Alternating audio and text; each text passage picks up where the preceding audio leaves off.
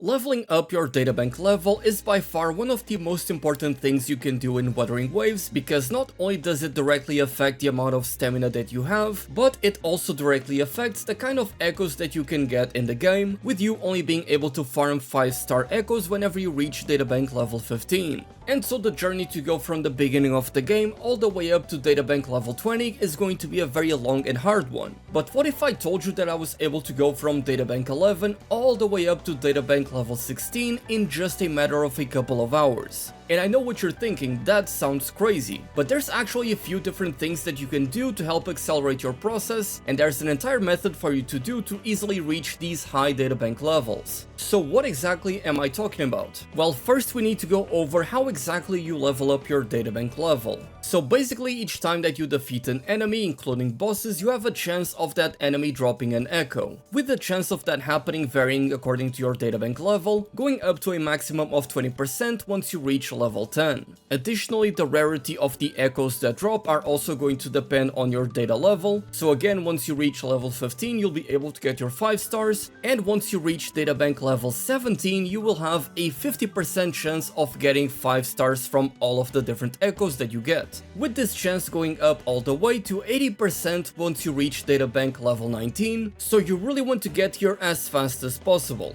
And as I said, you get these echoes as drops from the enemies as you defeat them, but something that I think a lot of players don't seem to understand is that, for one, getting the exact same echo is not going to necessarily increase your databank level, but at the same time you can increase your databank level by getting the same echo, so as long as it is of a different rarity that you didn't have before. So for example, if I get a 4-star Dreamless, I'm going to be getting databank experience that is going to account for a Dreamless that is 2 stars, 3 stars, and 4 stars. And then when I get that same Dreamless that is now a 5-star Echo, it's going to count as another different Echo, so I will be getting more experience from it. And so what you can do is come here into the databank, and on this second tab right here, you're going to see the Echo Gallery, where it displays all of the different echoes that you have collected, including their own rarity. So here you can see that this wuwa, for example, has awarded me all of this experience since I have the 5-star version. And something to keep in mind is that, for example, if you don't have any of the prior rarities, but you end up getting the 5-star rarity, you're going to be getting experience for all of the previous ones. Now, if you really want to focus on farming this experience and leveling up your databank as fast as possible, you want to stay here in the Echo Gallery tab and have this sorted by XP progress, and you're going to press this button right here, which is going to invert the order,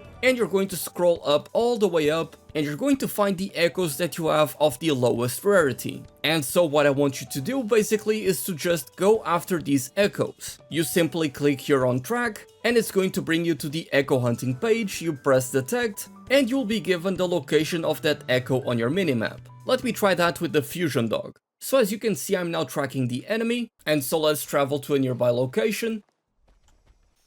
There he is. And you're really going to want to focus on the enemy that you're trying to hunt. And there we go, that's the first one down. It didn't drop any echoes, but as you can see, when you open up the map, the game is going to automatically update and let you know where exactly that same monster is in a different place on the map. So again, you track it down and try to defeat it as fast as possible until you finally get the echo drop from it that you want.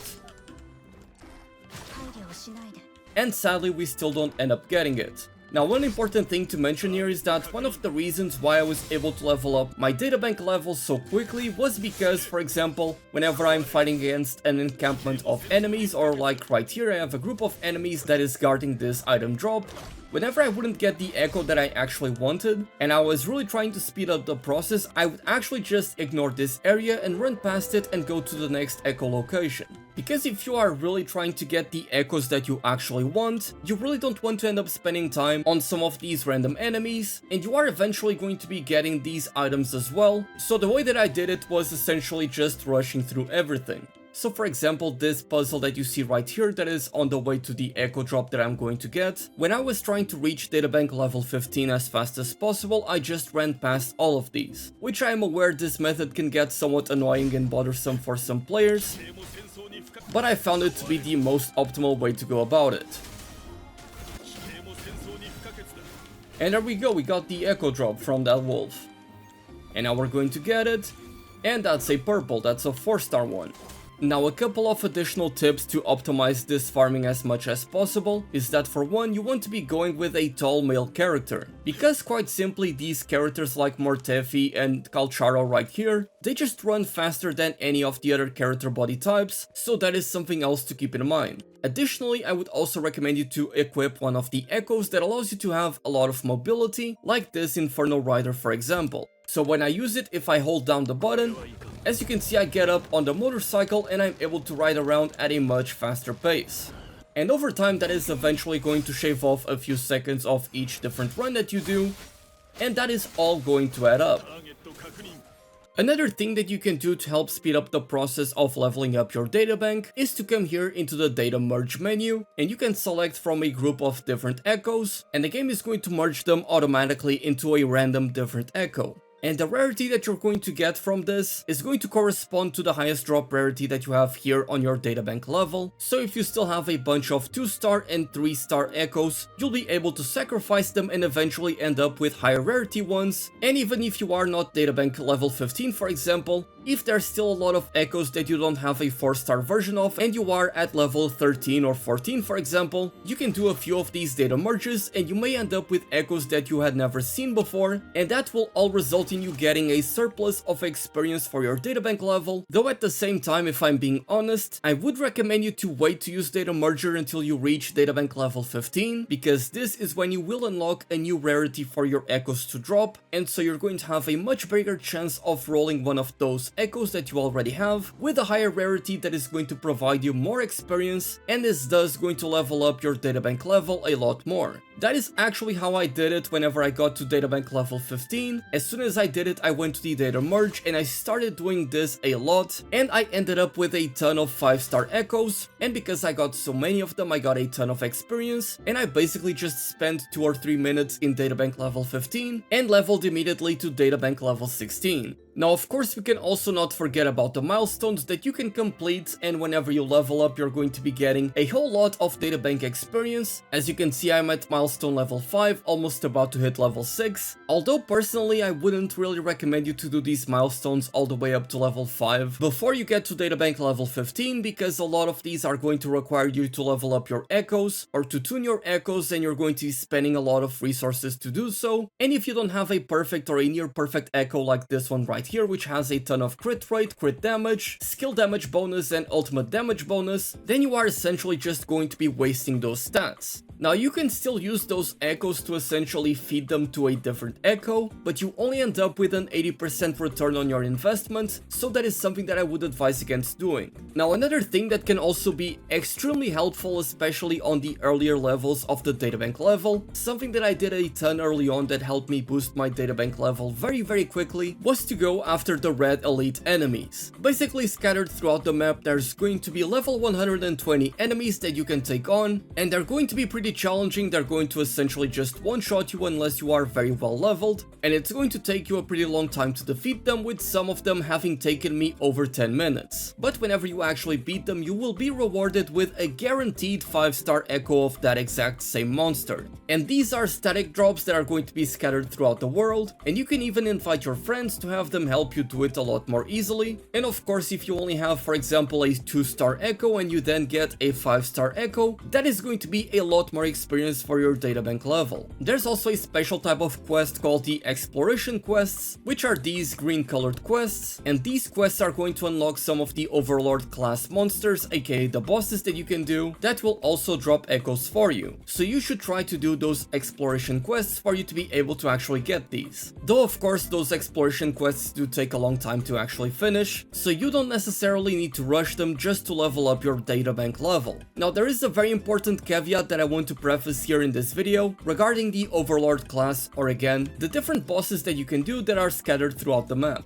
You see, on your databank there is the enhanced drop rate. This enhanced drop rate is basically the game adding this enhanced drop rate on top of the existing drop rate for any echo in the game, although this percentage is only going to affect the bosses in the game. That being said, there is a limited amount of chances for you to be able to use this extra chance, and as you can see, this chance goes up the higher databank level you are, and these 15 chances that you have are going to be consumed each time that you defeat a boss, and these 15 chances are going to be replenished whenever a weekly reset comes around on Monday. So ideally, in order to optimize your echo farming, you would make sure that you are at the very least databank level 15 so that you unlock the 5-star echo rarity before you actually use these chances to fight against bosses, so that you essentially have a nearly guaranteed way of getting the exact echo drop from that boss that you want. Now that is something that I did not do because I wanted to level up my databank level as fast as possible, which means that I may have to spend more time farming for those 5-star echoes from the bosses because they are no longer going to be guaranteed, but that is something else to keep in mind.